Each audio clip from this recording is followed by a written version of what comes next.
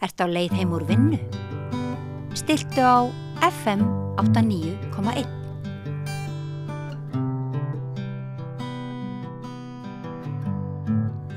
Já, fyrir 2 árum þá kom hún hingað til mín, hún Guðrún Jónína Magnúsdóttir og sagði mér frá bók sem hún hafði þá gefið út sem heitir Álfadalur og fjallaði hryllilegt líf, sifjaspjall og kynferðislega misnotkun og svona útilokun og hversu illa samfélagið gat brugðist við vanda barna og þeirra sem voru í vanda. Men núna er hingað komin aftur Guðrún Jónína og nú ertu með aðra bók sem að fjalla líka stúlkur sem eru beittar misrétti og fá eiginlega engan stuðning frá samfélaginu. Já, nákvæmlega. Ég er enn við sama Haukarsvatnið. Já. Og þetta á allt rótar ekki til þess að mér finnst þið ekki vera að grípa börnin okkar, hvort sem var þá eða nú. En svo við höfum bara séð á atburðum bara undanfarinu mánaða. Já. Það er margir hörmungar atburðir sem hafa orðið á þessu ári. Já, mjög margir, já. Já, það er bara eins og það er. Já. En þetta, Álfadalur var fjölskyldusagan þín? Já. Saga móðurinnar og þinnar fjölskyldu. En núna ertu að skrifa, svona víðari sögu. Já, ég er að skrifa konu sem ég þekkti. Já. Ég þekkti hana frá því ég var 16, þá til ég var 21, þá andaðist hún. Systur hennar þekkti ég mikið lengur.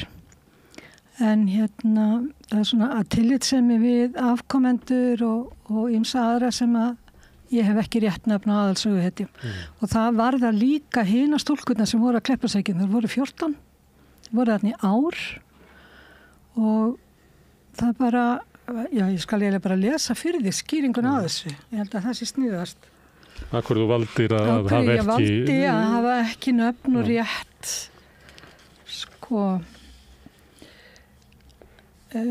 Ég hef valið ekki að ástæðulausu að nota ekki rétt nöfn aðalsögupersóna. Þó dagbók forstöðukonu sé í dag opinbert plagg og allir geti haft aðgang að henni, til ég ekki rétt að mér að birta nöfn þeirra stúlkna sem svo illyrmislega var farið með. Þær og aðstandendur þeirra fengu á sig nóga dómhörku, skilningsleysi og misgjörðum í lífinu að það verður ekki bætt í þessari bók. Það er heldur ekki ástæðulausu að drengurinn í sögunni er nafnlaus. Hann er tákmynd allra þeirra barna sem á Íslandi alast upp við afskiptaleysi, skilningsleysi og vanrækslu ýmiss konar af völdum alkoholisma eða fíknarforeldra, fátæktar og síðast en ekki síst fordóma þeirra sem eiga að koma málum þessara barna og hjálpa þeim. Og það tekur svo engu tali hver skeytingaleysi og kæruleysi þeirra sem eiga fjármagna aðstoð við lítilmagna hér á landi er algjört. Hvernig eiga starfsmenn í þessum geira að komast hjá því að missa móðinn þegar úthlutanir á fjármagni til lausna vandanum eru skornanis mikið við nöglu raunir á? Og hvenær ætlum við Íslendingar að átta okkur á því að áföll og lélegur aðbúnaður barna í æsku skila sér í auknum glæpum, lélegra menntunarstigi og sjálfsvígum? Og til þess að skýra þetta enn betur út þá sem sagt er þetta sagan hennar, ég nefna hana Ágústu. Bókin hefst á því að pabbi hennar funnið með togara á Halamiðum. Þá var hún 8 ára og henni líkur þegar hún tekur sitt eigið líf 42 ára. Drengurinn í bókinni, sonur hennar, hann tekur sitt eigið líf 52 ára. Beinar afleiðingar af því sama. Þannig að það er ástæða. Beinar afleiðingar af því sama og hvað erfiðu uppeldi, ekkert bakland, fátækt, skilningsleysi. Segðu mig frá Ágústu. Hún er sem sagt, hún er miðjubarn, reyndar þau voru reyndar 4 systkin en bróðurinn fór í sveit mjög fljótlega og hún er semst í miðjuna 3 systrum, elsta er þroskaheft og eftir að pabbi hennar fer í sjóinn þegar hún er 8 ára að þá fær mamma hennar tekur fyrst kostgangara, átti hús á Grettisgötunni, skuldlaust, stórt og gott hús á þeirra tíma mælikvarða og þetta er náttúrulega meiri kreppu og það er brjálæði atvinnuleysi og mikil fátækt og þessi kostgangarar bara missa tína tölunni einn af öðrum og borga ekki og skilja eftir stóran reikning hjá kaupmannu þegar uppi staðið. En hún fekk líka vinnu við að þrífa togarana hjá Allianz, sem var útgerðarfélag togarans sem að maðurinn hennar druknaði á. Þetta er náttúrulega bara skýta vinna, illa borgu, hún þarf að hlaupa hvenær sem bara þegar skipin í landi og þá þarf að passa elstu stúlkuna sem að skólastjóri neitaði skólavist vegna þess að hún var í fáviti og ætti ekkert erindi í skóla og þegar að það gerist þá Ágústa 10-11 ára eitthvað svoleiðis og þannig að hún fyrir að sækja skóla mikið verð og kemst þannig fyrst sem sagt undir afskipti barnaverndarnefndar. Og þegar barnaverndarnefnd ræði við mömmunar þá lætur hún sér fátt finnast. Hún var sjálf bara í, svona farskóla og fannst kannski menntun ekkert skipta svo gríðarlega miklu máli. Stelpan færi að vinna eða giftist eða guð má vita. Þannig að samt sem áður þarna finn ég fyrstu plöggin hana í Skjalasafni Reykjavíkur. Og síðan lendir hún í afskiptum frá Jóhannu Knudsen. Þá hún farin að vinna fyrir sér á kaffistofum fyrir hermenn. Þá kaninn kominn hausti 41 eða úr 41, maður ekki. En Jóhanna Knudsen, hún nú sögufræg manneskja, en segðu samt af henni. Hún fyrsta lögreglukona Íslands, sett til höfus þessum stúlkun sem voru í ástandinu, svo kallaða. Hún fór offari. Hún til dæmis, það fyrsta sem ég sé varðandi hana, sem að ég byrja því að vera reið út í það það að hún leggur á sig að fara og gramsa í gömlum skjölum. Þá var ekki tölvur, enginn vissi hvort einhverjir pappírar voru til og með svo stúlkur sem hún var að taka fyrir, skulum við segja. Hún leggur það á sig að fara og gramsa í skjölum þá til hún finnir umsögnum Ágústu sem átti að senda í sveit og var sendið í sveit, þannig 11 ára. Og hún skrifar með bláu bleki á velritaða skýrslu og ég þekkti strax ritendurnana á öðrum skjölum, lauslæti. Þetta núna merkja 11 ára barn. Þannig að vísir Ágústa 13 ára þegar hún gerir þetta. En samt sem áður, þetta sýnir ofsóknirnar og hvurslags offari hún fór. Og hvað mat hún það að skrifa lauslæti? Var það, leitur hún á þetta eins og það væri persónugalli eða það væri glæpur eða Já, hún segir í einni skýrslunni þessi stúlka hefur engar hömlur og örugglega alvarlega geðveik. Ég sé það að hegðun hennar við mig en svo kemur fram í skýrslu frá Ágústu sjálfri fyrir ungmennadómstólnum að hún var búin að skensa hana og láti föður hennar því að hún tók það mjög nærri sér og talaði um það alla tíð. Greinlega hefur bara mist fótana þegar pappina dó. Og það svo margt og margt ég las fleiri dóma, fleiri skýrslur og það mjög sjaldan sem einhverja sannanir það eru dæmdar fyrir kynferðislegt samneyti við hermenn en það kannski bara eftir frásögn vinkonu eða einhver orð á götunni eða njósnir Jóhanni sem að sendir einhver til að taka myndir og fylgjast með þeim og ef það sjást tala við hermann út á götu þá það örugglega af því að þær hafa sofið hjá honum. Og við erum að tala stúlkur sem að vinna á kaffistofum og umgangast hermenn og vantanlega, ef þetta eitthvað líkt á í dag, þá áttu ég upp á alls kaffihús og fer þangað aftur, lærir að þekka starfsfólkið og það verið kunningjar. Auðvitað umgekst hún það, en það ekki þar með sagt að það hefur verið eitthvað meira bak við það. Og kannski getum við sagt að þó að stúlkurnar hefðu sofið hjá þeim eða hvað? Já, hverju máli hefði það skipt? En var þetta þá verið að hvetja fólk að borgara til þess að láta vita að því eða sæju stúlkur í ástandinu? Já, það virðist vera. Og það kemur út skýrsla, svört skýrsla sem heitir alltaf kallað ástandsskýrsla. Og í flestum dagblöðum lands, öllum helstu dagblöðum landsins og á þessari skýrslu mátti skilja að bara allar konur á milli taktar og tvítugs væru komnar í vandi og væru að selja sig hermannum. Og í fórum Jóhanni Knudsen, þegar loksins þessi skjöl eru skoðuð, þá þar vasabók með 700 nöfnum íslenskra kvenna sem hún fylgdist með. Og þá getur maður spurt sig, hvað réði því að 14 stúlkur af 700 lendi í fangelsi? Jú, það var vegna þess að það var skipaður dómstóll sem hét Ungmennadómstóllinn og hann hafði það verkefni að dæma eða taka til yfirheyrslu og fylgjast með ástandinu og jáfnframt dæma þá stúlkur í einhvers konar betrunarvist. Nú hét þetta Ungmennadómstóll, það kom aldrei einn kallmaður fyrir innan dómstól, það voru allt stúlkur. Það mátti dæma þær á góð heimili innan gæsalappa, hvað gott heimili, og eða sveit. Og ég hef aldrei skilið eftir því sem ég fyrir betur í gegnum þessu hvernig það átt að verða til þess að betrumbæta þær á einhvern hátt. Á Kleppasveikjun sem þessu hæli sem þær síðan lentu á, voru 3 hermannakampar mjög nálagt. Bara svona eiginlega radíus í kringum húsi sem þær döldust í og eitt stórunir í Borgarnesi. Og þeir eru náttúrulega allir aðgang á bílum og vilja ekki til sér að fara eða vissi að einhverjum stelpum ykkur staðar og rúnt í kring og bjóði í bíltúr og þú veist hvernig þetta er. Allt það.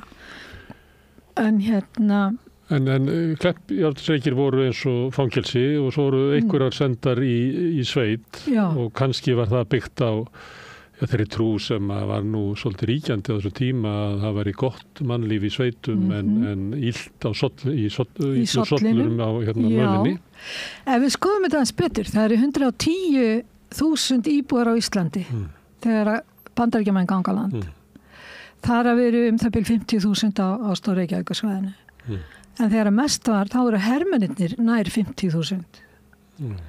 Og þó að þeim hafi nú verið drita niður út allt land ef við getum orðað þannig, því það var ekki það krummaskuð, það var ekki kampur, að þá að hún samt mest af þeim í Reykjavík og það er sennilega það áliti sollurinn, en konugáttun lendi ástandinu út allt land samt sem áður og gift sig þaðan til Bandaríkjanna og guðum og þetta hvað. Ég var að hugsa þetta að vera að dæma stúlkur á gott heimili eða í sveit, að það væri betur haldið utanum þær, einhver svona hugmyndum það að það væri þroskaðra mannlíf og betra. Sumstaðar hugsa ég að það hefði alveg átt sér stað. Sko að þú hugsa til dæmis, pabbi minn spila á ballum og Reyðarfirði. Með fyrst Bretum og síðan Bandaríkjamönnum. Þar fór all fjölskyldan á ball saman. Þetta voru ekki bara kanaböll sem að buðu upp í bragga. Heldur þarna voru fjölskyldan, pappa og mamma fylgdust með stúlkonum sínum og voru á staðnum.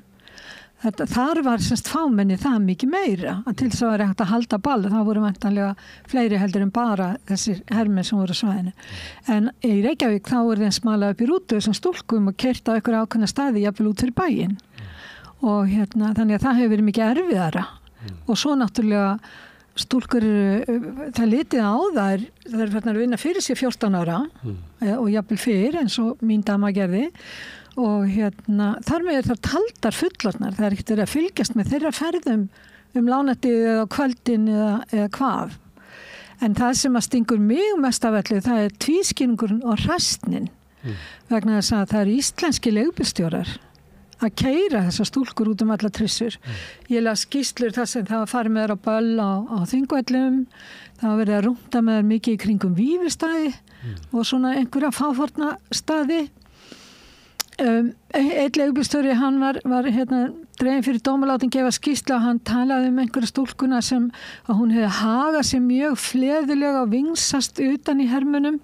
Málið var mikið gert úr því að þær væru málaðar og rektu. Það bara kom fyrir hverja einustu skýrslu. Og almennt virðist, þegar ég tala tvískinnung þá er ég að meina það, almennt virðist öll sekt og öll ábyrgð og allt vera lagð á hendur barna, unglinga og hálffullorðinna stúlka sem eru kannski rétt að komast á giftingaraldur. Þannig giftingaraldur stúlkna 18 ára. En til að býta höfuðið að skömminni þá er sjálfræðisaldurinn færður þegar Ungmennadómstóllinn er skipaður eftir lögum sem stönguðust á stjórnarskrá. Þá er sjálfræðisaldurinn færður upp í 20. svo náttúrulega eru bara miklar deilir þetta alþingi og vorið þá búið að breyta lögunum og færa þær aftur niður í 18 því að það þótti bara ekki við hæfi að konur væri konar á giftingaraldur og hefðu samkvæmt leyfi til að gifta sig en það eru ekki sjálfur. Það gekk ekki. En fyrir hvað voru stúlkurnar dæmdar fyrir þessum dómstóli? Fyrir sökin? Sko, sökin var alltaf kynferðislegt samneyti við hermenn. Sem var bannað samkvæmt lögum? Það eiginlega kom hvergi fram. Það undarlega við það var. Og þar voru settar í læknisskoðanir sem reyndar voru líka mjög umdeildar því að það hafa nú ekki niðurstöðunum þeim ekki alltaf réttar sem til að gá hvort það verið hreina meir. Og hugsaði þér að setja 13 ára barn, hún tekin út á götu og þá fær hana í yfirheyrslu, hún neitar því, þá hún sett í handjárn miðjan dag út á götu.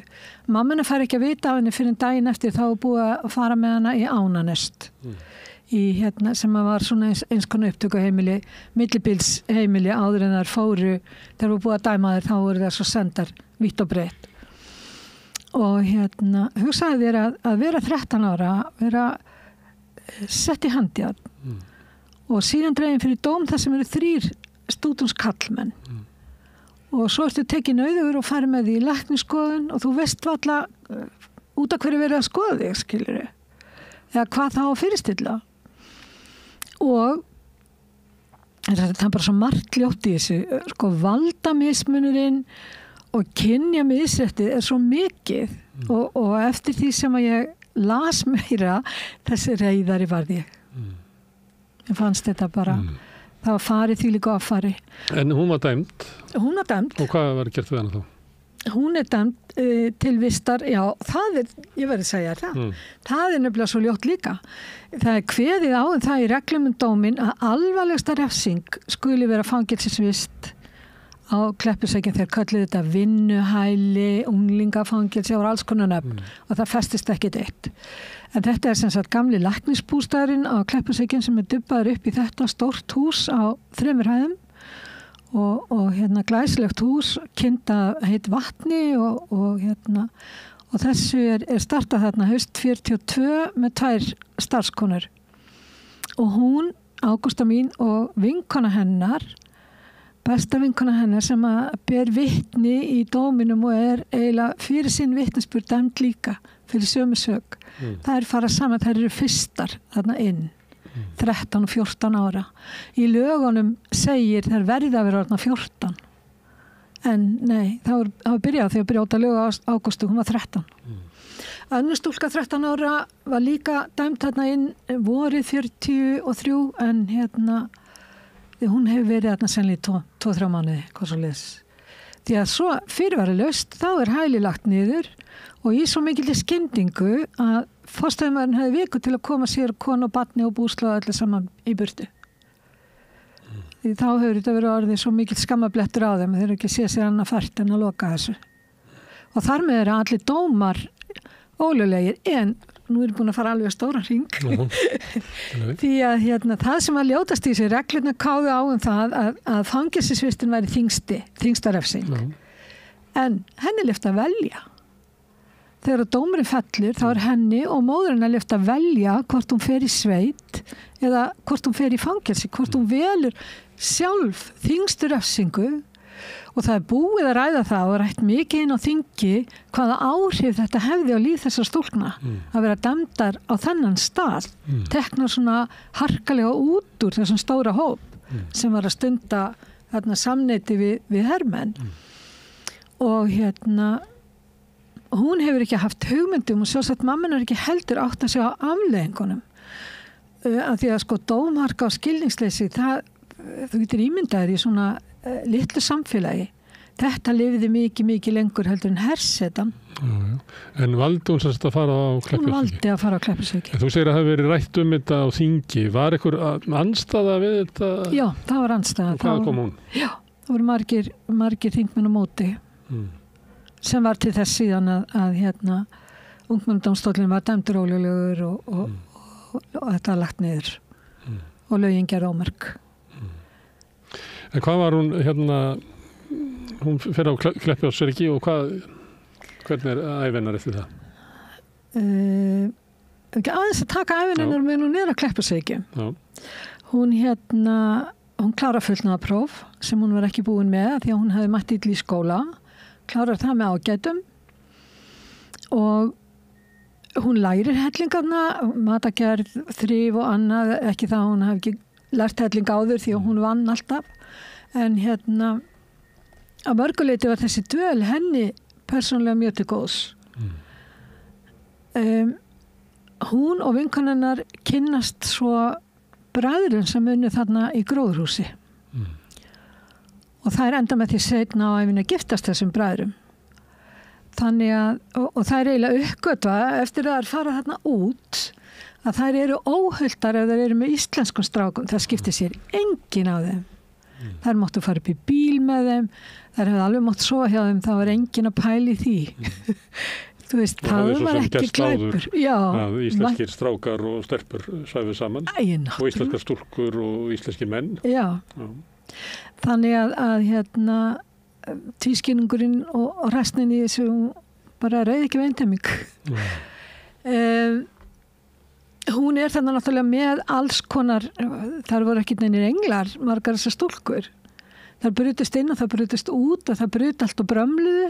Þannig að það enduðu á því þess sem voru vestar, það voru lestanir í kjallara, þarna sofa á dýnum og þarna var fullt af svona grápöttum og alls konar svona hvera skorkvíkindur sem þrífast vel í rökum heitum jarðvegi. Þannig að þetta var ekki geðslegt. Þær brutu rúður svo það þurfti að negla fyrir gluggana þannig að það var bara, og svo var slökkt ljós og haft myrkur hjá þeim í refsingaskyni. Þannig að hún Ágústa mín lenti nú aldrei niður í kjallara en félagskapurinn var allavega hana. Það er líka viðbrögð það þegar þú lokar eitthvað inni að þá má rekna með því að bara vistinn að það að vera lokaður inn á hæli eða deild eða fangelsi kallar á eitthvað viðbrögð. Já. Og það var mjög skýrt í öllum skýrslunum sem ég las, bréfum frá þeim og fleiru. Þær töluðu allar þær voru færðar nauðugar og þær voru hneftar í fangelsi. Þær voru í fangelsi. Þó það veri farið með þar út að labba. Og svo náttúrulega stukkur sumar í burtu úr göngutúrunum og týndust og allavega hana. En þær voru allar mjög vel meðvitaðar það að þær voru í fangelsi. Og umgengni við sveitungana og fólki í kring var takmarkuð. Þær fengu yfirleitt ekki að fara á bæi en það var fengi fólk að næstu bæjum. Það var eitt sem kom að spila á harmoniku, þær fengi að dansa, svo voru svona spilakvöld og einhver skemmtikvöld. En það var á forsendum hælisins og forstöðukonu sem var að reyna að létta þeim lífið. En þær voru lokararnir, þær fengi ekki að fara nema í vinnu á næstu bæi. Og eitt enn sem að verður eiginlega að koma fram varðandi þessu hælisvist, að það í lögunum eða reglunum rekstur hælisins, það að fá borgað. Það að fá borgað fyrir vinnuna sína. Þær sjáum þrif og þær sjáum þvott á fötum, þær sauma fötin sín, þær hjálpa til við eldamennsku, bakstur og annað.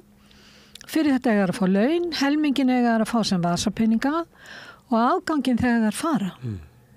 Ég leitaði, ég veit ekki hvað ég fór í gegnum marga blaðsíður á bókhaldi. Ein stúlka fékk greitt laun þegar hún fór. Ein. Það var ekkert bókhaldi yfir fyrir hvað, hversu marga tíma hún vann, við hvað hún vann. Þær hinnar hafði greinilega ekki hugmynd um þetta og það bréf í bókinni þar sem hún biður Ingimar Jóhannesson sem var starfsmaður barnaverndarnefndar, mikill sómastarfunum hans, mjög góður maður greinilega og góður við þær. Hún biður hann að senda sér eftir jólin efni í pils og blússu. Því að hún greinilega, hún að verða 14 ára í febrúar, að hún hefði ekki átt almennleg jólafött. Og hann langar að eiga betri fött fyrir afmælið sitt. Og hann svarar, segist alltaf að koma upp yfir mjög fljótlega og reyna að bæta úr allir sem vantar. En hann segir henni ekki í þessi svarbrífi að hún eigi rétt á því. Hún hefur ekki hugmyndum að hún á að fá fött. Það stendur í reglunum, það á að fæða þær og klæða. Þær fengu ekki læknishjálpnum með mjög takmörku í leiti. Það voru allar meira og minni með skemmta tennur, það var enginn þeirra sendt til tannlæknis. 2 voru hvort undan verkjum og ógleði og ýmsu kom í ljós að önnur var ófrísk en hina þurfti að skera upp við botlanga í botlangakösti. Hún er búin að vera með krónisk botlangaköst allan veturinn. Þetta var allt svona. Það var einhvern veginn, eins og var lítill mannlegur skilningur á öllunum að bara borða, sofa, þrífa. Já, og halda þeim frá samfélaginu. Já, halda þeim frá samfélaginu, já. Eins og var algengt á þessum árum að það voru svona hæli, það voru kvöldu fávitahæli og það voru drykkjumannahæli og svo voru náttúrulega fangelsi og hugmyndi var líklega svo að þetta fólk væri mein í samfélaginu og verið að flytja það út úr samfélaginu svo að samfélagi getur orðið heilbrigt. Já, það var eins og það mætti ekki smita út frá sér. Já, það var þannig var hugmyndirnar. Já, þannig voru hugmyndirnar. Herðu, en síðan linnir þessu. Já. Líklega ekki bara fyrir en að herinn einangraður á Keflavíkurflugvelli. Já, hún á raun og veru samkvæmt dómnum að fara í sveit. Já. Og þær framfylgja því maðgurnar og hún fer að gröfi Miðdölum þar sem hún átti skyld fólk og er þar. En fyrir jól, þetta sama ár, 43, þá er hún komin heim til sín. Já, það er líka eitt. Þær mistu allt sem þær áttu. Mammenar hafði keypt minni íbúðir. Húsið var eiginlega svikið út úr henni. Lögfræðingur sem sá söluna, hann fekk einhvern lepp til að kaupa það og fluttið þangað svo inn sjálfur eftir einhverja 3-4 mánuði eftir að hafa selt á einhverjum mjög lágum prís. Já, nema það er enda með því að missa allt sem þær eiga og sumarið þá eru þær, sumarið 41, þá eru þær í Valhöll á Þingvöllum ásamt fleiri mæðrum með börn. Það tíðkast sem sagt að mæður væri sendar sem voru með yngri börn. Þær voru sendar út á land alls konar sumardvalarstaði. Og síðan er þeim úthlutað íbúð í Höfðaborginni sem þá nýbyggð. Og ég kom þangað reyndar inn einu sinni. Þetta var 30 fermetra íbúð, það var pínlítið forstofa, klósett sem var rétt að maður þurfti að bakka inn á það. 2 herbergi sem komist 2 dívanar á borð á milli dívanna í hvort herbergi. Þá annað verið kallað stofa.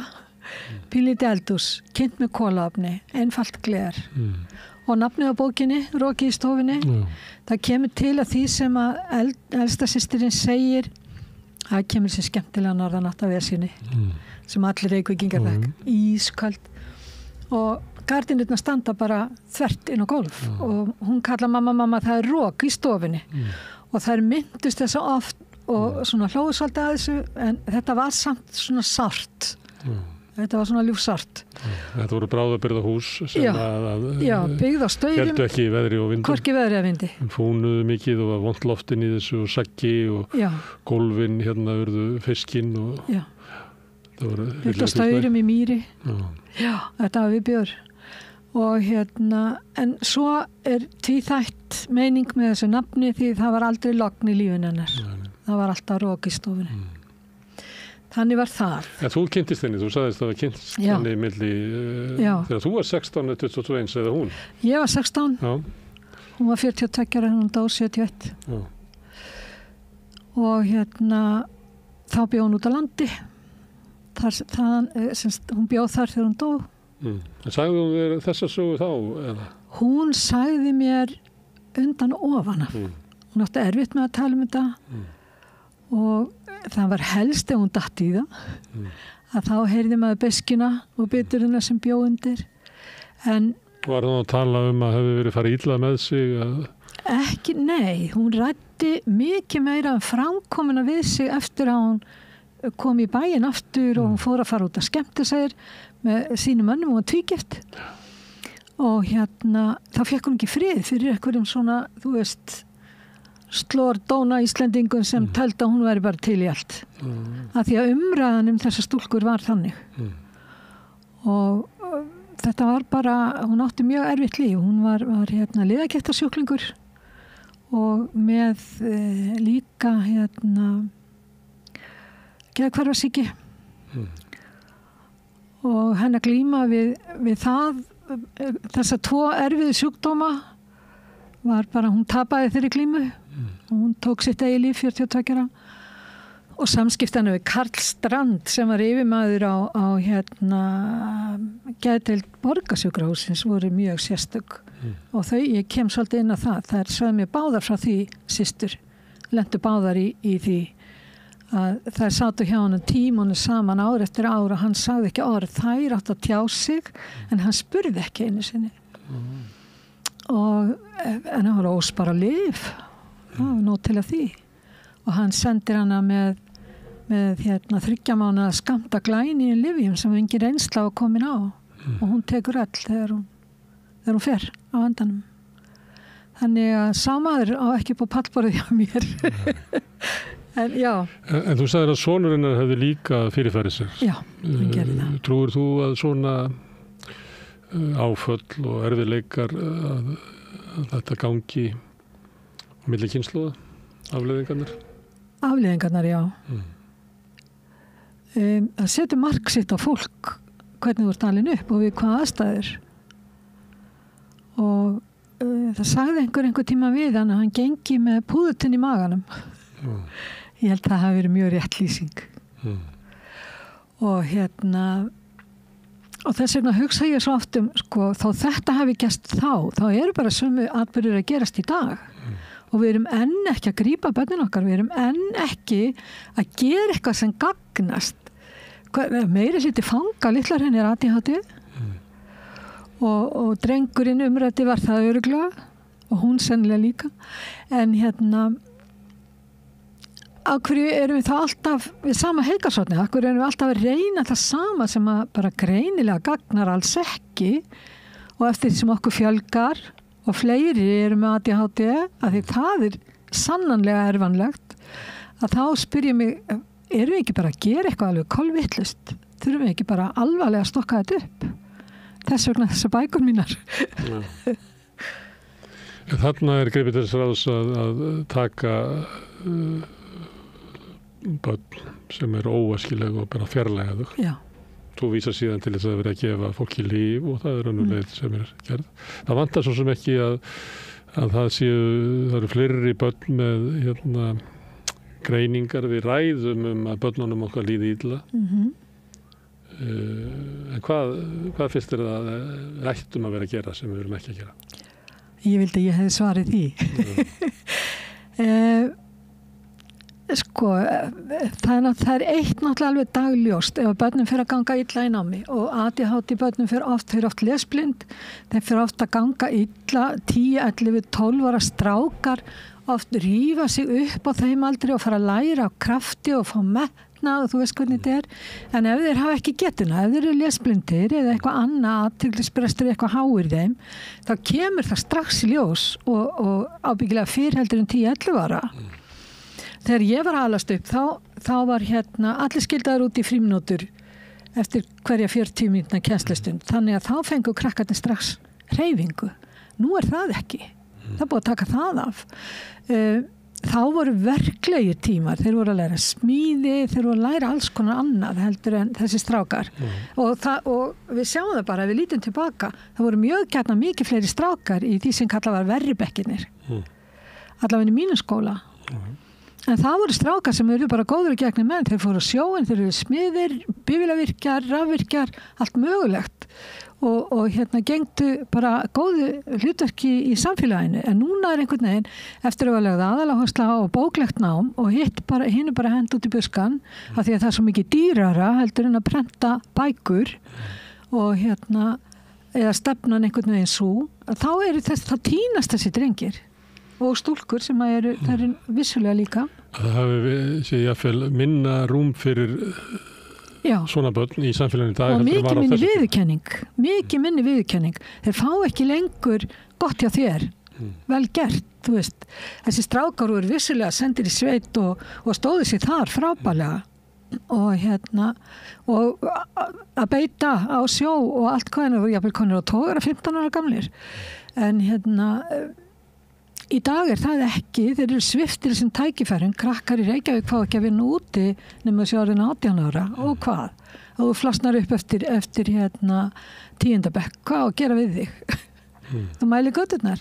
Það er ekkert skrítið. Þetta er ekkert skrítið hvernig staðan er í dag. En það er hópur af fólki sem stundum nefnt sem er krakkar sem ekki eru skráður í skólu og ekki eru í atvinnu einmitt á þessum árum. Já. Sem er svona týndu tími. Við missum þau bara. Já.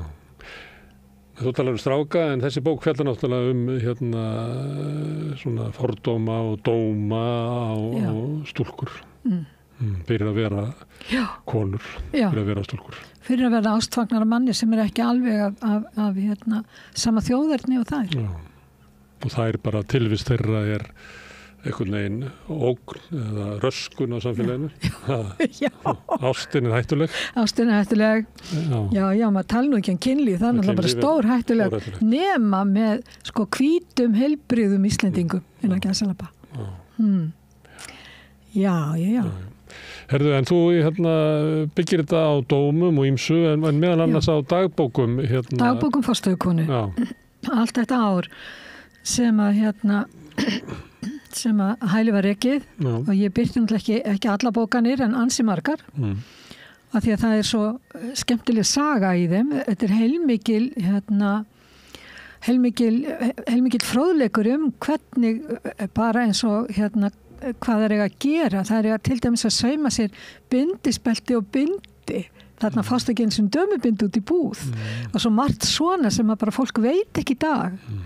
Nú, eitt vegakerfið, hvernig það var þegar hún fer að vinna, hún Ágústa gerist kokkur í vegavinnu vestur á Fjörðum og fer þangað með strákinn með sér þegar hann 12 ára og bara vilpurnar á leiðinni og pallarnir og þvottabrettin. Ég hugsa fáir í dag viti á ungu fólki hvað þvottabrett á þjóðvegi Já, maður rekst á kannski, já. Sérstaklega út svona fyrir vestan. Út fyrir vestan, já. Þá veistu það. Já, að margt svona sem að þetta lögregluskýrslur, þetta dómar, þetta dagbók forstöðukonu, kirkjubækur. Þetta var fyrst þegar að ég fæ áhuga á þessu, þá Alma Ómarsdóttir að undirbúa gerð heimildamyndar sem hét Stúlkurnar á Kleppjárnsreykjum. Hún með fyrirlestur í Reykholt og ég fer þangað af því að ég þekkti þessa konu. Þá kemst ég að reyna það bréf meira að segja frá henni þarna í þessum skjalasafni. Þá fræðimenn búin að fá að gangan ekki almenningur. Þannig ég beið í 10 ár eftir að koma puttunum yfir þetta og geta farið að gramsa. Til þess að segja sögu þessari konu sem þú kynntist. Þú varst með bók í hittifyrra og nú ertu með bók og þú ert orðið bara rithöfundur á fullu starfi. Já, ég reyndar komið út eftir mig 3 ástarsögur hjá Vestfirska forlaginu fyrir mörgum árum og 2 barnabækur. En ég náttúrulega... Hvað aldar hann að skrifa? Ég verð 75 ára núna 20. desember, ég veit ekki hvað ég endist. En þetta gaman og þetta náttúrulega mikið betra heldur en bara að gera ekki neitt. Þannig að, já. Og takk fyrir þetta að koma með sögur af fólki sem hefur þurft að líða fyrir óréttlæti og kannski fáskipti samfélagsins, ekki síst. Já, ekki síst. Takk fyrir að fá að koma. Gangið vel, Guðrún Jónína Magnúsdóttir. Takk fyrir. Já, þetta lokin á Rauða borðinu í kvöld. Ég þakka öllum gestum sem hefði hingað komið og Sigurjóni Magnúsi fyrir að taka viðtöl. Laufey Ólafsdóttur og Pétri Fjallþið fyrir að taka upp og senda út og ykkur sem hafi breytt þessu samtali okkar í fjölmiðlun. Ég bendi á eins og ég gerir stundum að þið geti hjálpað okkur við að byggja upp dreifikerfissamstöðuna bara með því að benda vinum og vandamönnum á efni sem að þið heyri hér eða sjáið og ykkur líkar. Benda á að það má finna efnið okkar á Facebook, á YouTube, á öllum hlaðarsveitum, í útvarpinu og 89,1 á FM á stór höfuðborgarsvæðinu. Það má líka sækja þær útasendingar á spilaran, spilarin.is á netinu og svo spilarin líka app sem má hlaða niður í síman og hlusta á samstöðuna og allar íslenskar útastöðar hvar sem í heiminum. Við erum komin í sjónvarpið til þeirra sem svo heppin að skipta við fjarskiptafyrirtækið Síminn. Þar eru númer 5 á fjarstýringunni, kannski, ég veit ekki. Munu önnur fjarskiptafyrirtæki líka bjóða sínum viðskiptavinum upp á efni frá samstöðunni 24 tíma sólarhring, 7 daga vikunnar, allan ársins hring, samfélagsumræða við þetta Rauða borð og í öðrum þáttum samstöðunar. Það sem drífur samstöðuna áfram sá hluti áhorfenda og áheyrenda sem hafa gerst áskrifundur. Fólk borgar þá 2.500 krónur í grunnáskrift og það safnar saman og verður til þess að við getum haldið upp í þessum umræðu vettvangi hér og byggt upp fjölmiðil og væntingar að geta eldan enn frekar í framtíðinni. Ef þú vilt slást í hóp áskrifenda, þá getur þú farið inn á samstöðun.is. Það hnappur sem ástendur áskrift og þar getur þú skráðið fyrir 2.500 krónur. Þú mátt borga meira þú vilt og því sem kjósið getur látið áskriftina renna sem félagsgjöld inn í Alþýðufélagið og það Alþýðufélagið sem á og rekur samstöðuna. Allt sem við sjáum hér og heyrið í boði áskrifenda og þökkum kærlega fyrir. En þetta komið gott í bili. Við sjáumst aftur hér á morgun við rauðaborðið. Það byrjar klukkan 8. Segðu það á Samstöðinni. Samstöðin í eigu hlustenda, áhorfenda og lesenda. Sláist í hópinn og gerist áskrifendur.